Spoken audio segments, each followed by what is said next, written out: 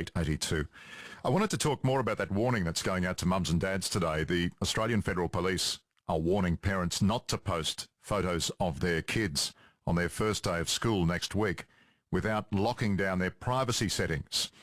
Images with children in school uniforms, their name, or indicators of their location in the background can be used by offenders, say the Federal Police, to build a profile and groom parents and children. Now, joining us this morning is Paul Litherland. Paul is a former police officer, spent over 2 decades in the force. He's also founder of a group called Surf Online Safe. Paul, good morning. Hi Liam, how you going? Well, good to catch up with you, Paul. Look, you know all about this stuff. I never cease to be amazed by it. I mean, the idea of predators running around collecting parents' social media snaps, it just seems innocuous.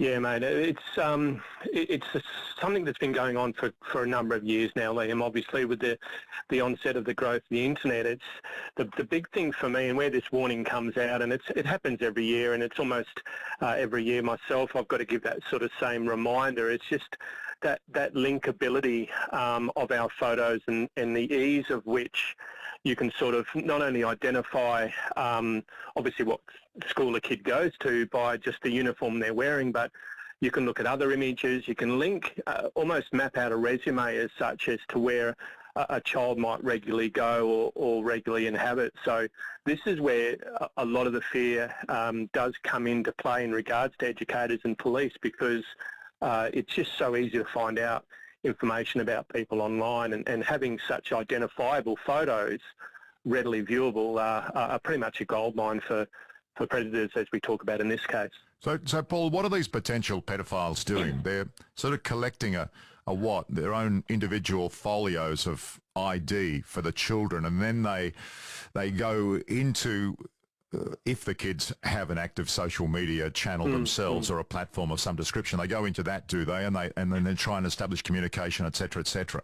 Yeah, and that's where it's just that build-up of information where predators can sort of, I know where this child goes to school, I know what year they are, I know the friends they have, I even know where they live to a degree, suburbs. So that's an in for anyone, whether it's a scammer or a groomer or worst case scenario, a predator, even someone who's a troll or a bully. It's a way of getting in, and as a result of that, you can build trust, and a victim, especially a young victim, will tend to lower their inhibitions and sort of be a bit more trusting, and this is where it's very frustrating. I mean, a quick case I dealt with a couple of years ago with respect to this mum. She had a couple of kids who were kidfluencers, so she would create accounts for her children, and they would rate certain products around Perth, and I was asked, what do you think of that, Paul? And I said, well, that's not a bad idea, as long as you can't identify her children in the real world from their online behaviour. And she said, no chance. And Liam, within 7 minutes, I'd found what school they go to, where they were going, what they were doing, where they lived, mum's account, dad's account, where dad works. So that linkability we always need to assess. We need to continue to look back on what our photos are and how easy it is to build that information. So when they say privacy settings should be locked down, what do they mean by that physically? How do they do it? Well, it's just about getting into your accounts and just looking at your privacy settings, making sure your photos can't be shared by people outside of your network, making sure no one can tag into your photos, so you can't be identified external to those networks or to those peer groups. And a lot of parents will do that, Liam, but sadly, mate, a lot of kids won't, and only 24% of our kids to 30%, depending on age, will actually get into their settings. So it's great to do it, but in reality, even if you had the best settings in place, mate, someone can still take a screenshot of that pic, share it on their page, and now you've lost complete control of that privacy. So for me, it's just about coming back to the basics of, okay, in what way can my kid or even myself be identified by posting this image? And we can just edit, think about that every time, and it'll go a long way in minimising footprint.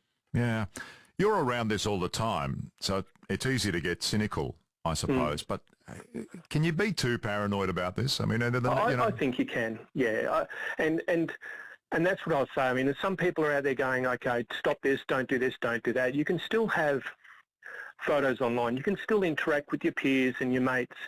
And I say go for it, because this is the new world for our kids. This is their world now. We need to get used to that. But for me, it's just about taking those little points of refresh and just thought to assess where your stuff goes. And in the meantime, mate, what I'm trying to do, and we've worked together in the past in this area, where let's get the networks to take a little bit more responsibility, because yes. If a 13-year-old or a 12-year-old kid inadvertently posts a photo in school uniform on Insta or TikTok, why wouldn't the network, okay, let's blur out their crest automatically, so the kid doesn't have to worry about that. So little things like that to assist, because kids rush in, they make errors of judgment. So for me, it's just about assessing that and just get parents to sort of go, okay, great day, last day at school or first day at school, but let's just cover up the crest or put a shirt on or jacket on and still enjoy that moment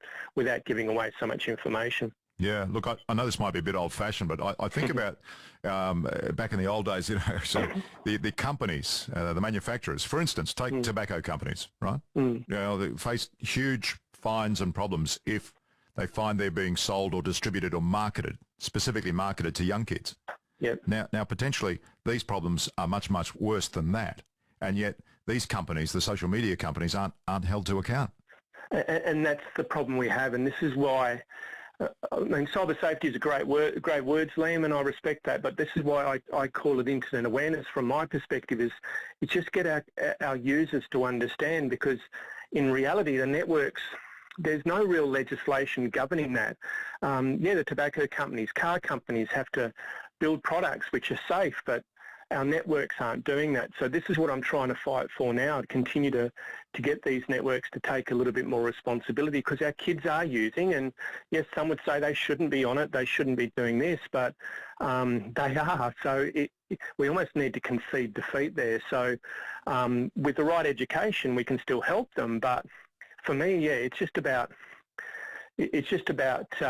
trying to lock down, and I've dealt with predators and people who've got a huge amount of information about children, and they haven't done really anything technical. They've just jumped onto social networking and built that information. So we need to protect our users a little bit more, I think. Yeah, it hasn't been too hard. Hey, just a final question for you, Paul. Do you think that there's more predators out there than we realise, or where do you put it?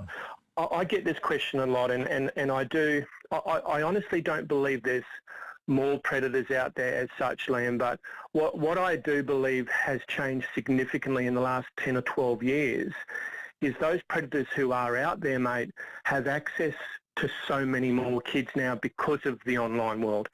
So in the past, when we were kids, mate, that local predator or the guy, the stereotypical bloke down at the park in his trench coat, he was confined to that area, wasn't he? Yeah. Whereas online, a predator can jump on and get photos, content, and interact with someone who's in Germany, Britain, Uzbekistan, and they can be within their own home. So that, I think, has been the catalyst, and where we need to sort of pull back from that, give these people less ability to target and interact with so many kids than they have ever in the past. Yeah, they're bigger targets. Have you got some tips on your website?